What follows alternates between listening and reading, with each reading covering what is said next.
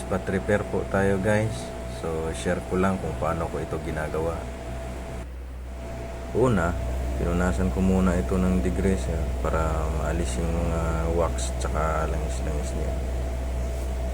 Tapos nag-spray na rin ako ng blender doon sa gilid ng ating ire-repair.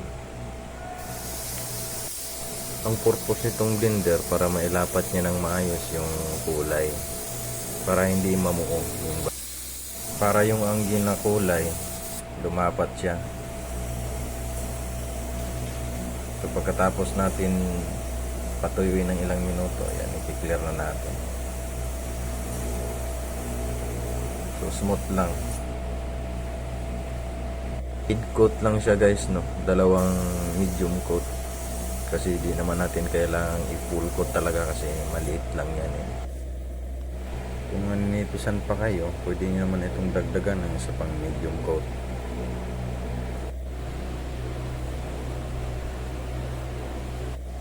Pagkatapos ng ilang minuto, so ayan, tara, tingnan na natin.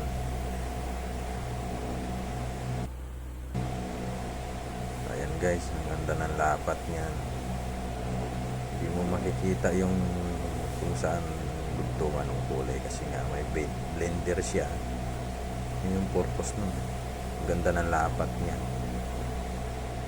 So yun guys, hanggang sa muli. Bye bye.